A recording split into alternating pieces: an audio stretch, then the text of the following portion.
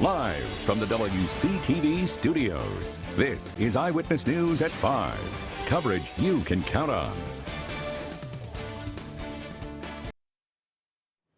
We begin tonight with breaking news out of Europe. A shooting at a shopping mall in Munich, Germany. Police say it looks like an act of terrorism. Good evening. I'm Eden Schultz. And I'm Julie Montanaro. Here's what we know right now. That shooting started just before 6 p.m. Munich time. It was at a fast food restaurant in the mall. At least 8 are dead and several others wounded. Witnesses say they saw up to 3 gunmen. Police are still searching for them. Riley Carlson has the latest. Police say at least 1 gunman is on the run in Munich after a deadly shooting at a crowded shopping center. People ran for safety after gunshots rang out at a fast food restaurant in the mall. Some carried children in their arms. Local media reports say a gunman ran through the mall firing on several shoppers before escaping towards a nearby metro station.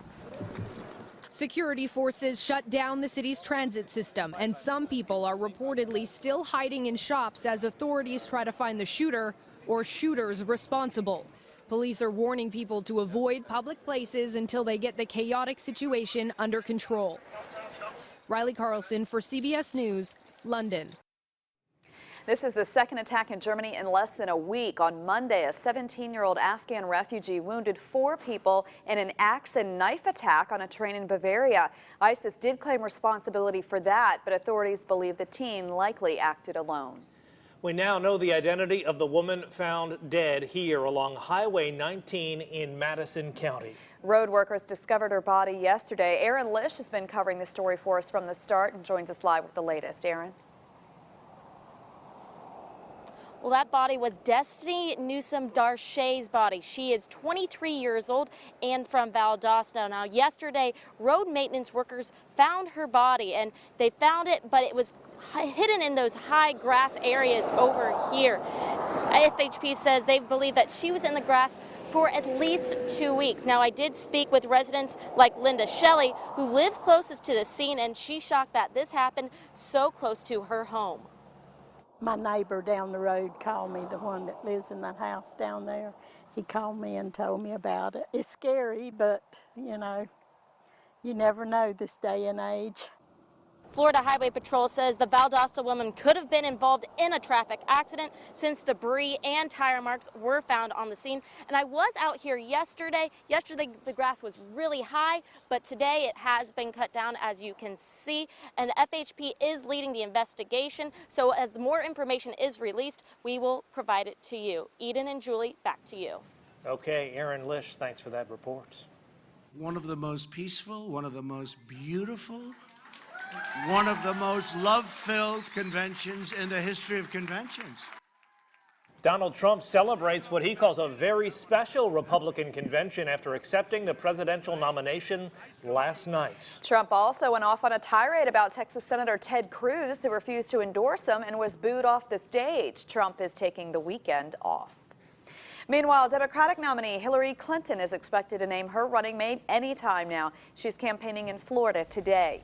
Clinton was in Orlando earlier, speaking with the families of victims in the Pulse nightclub shooting. She's in Tampa right now, and she's going to be in Miami tomorrow.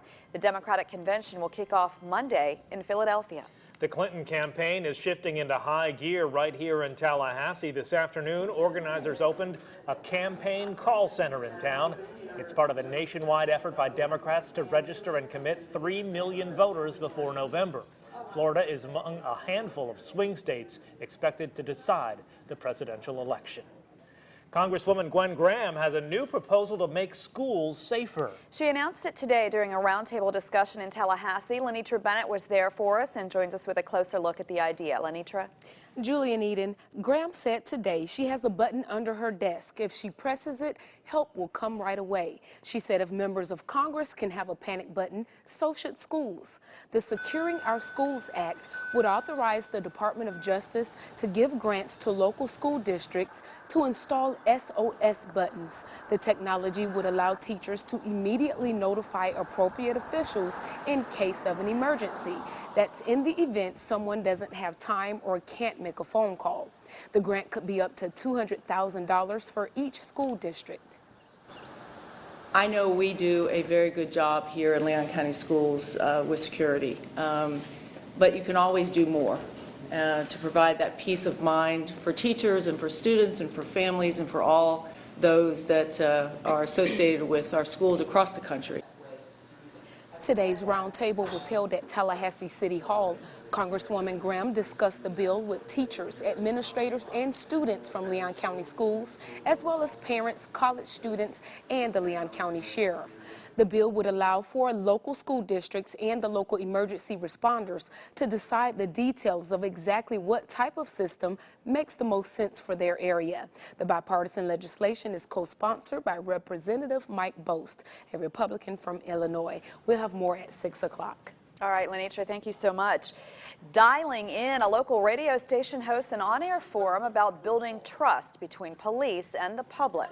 We turn to our Capital City correspondent, Muriel Carbone. She was at the Cumulus station today for that forum. Muriel, what was the biggest roadblock they mentioned today?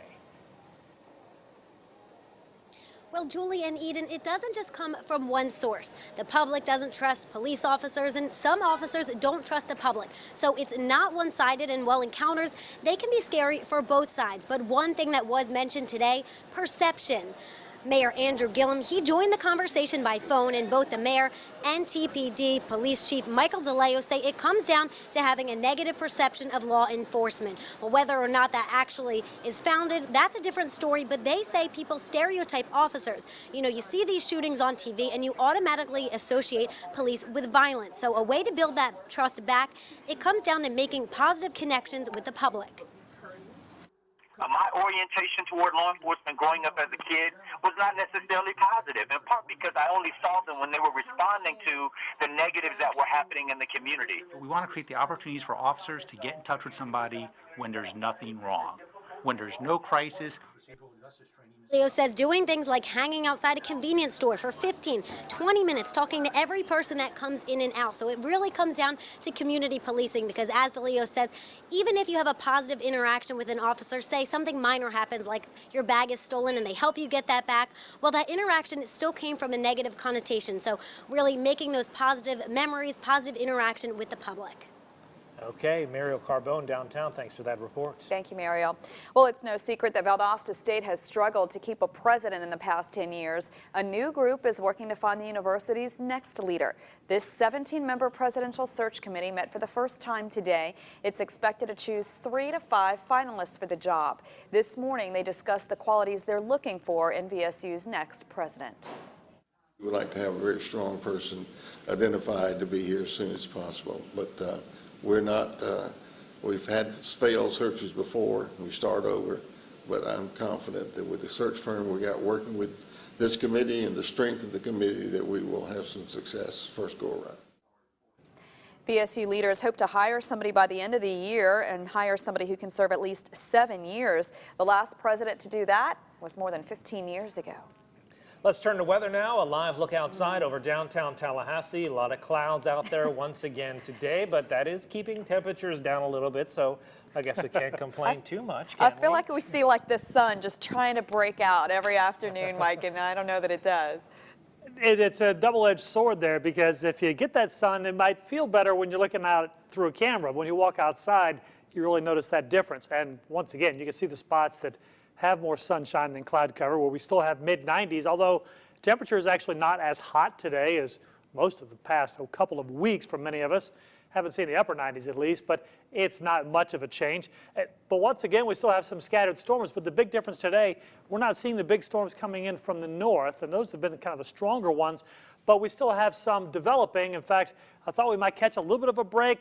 Parts of South Georgia have seen a bit of a break, but notice we still have little pop-up storms, but the direction of movement has changed. Now they're moving more from the southeast toward the northwest, and some earlier storms have even sent out a nice little outflow boundary that's making its way all the way up into Grady County. South of that, it's more humid. We're still seeing some pop-up storms. We'll look closely at these and, more importantly, look at the weekend ahead and let you know if this very summery pattern will ever change. Well, it will eventually, but we'll let you know if it happens this weekend. Yeah, October, November. I'm not holding my breath. Thank you, Mike. And still to come on Eyewitness News at 5, getting past the stigma of mental illness. A woman puts her story front and center and on the stage in hopes of helping others. That's next.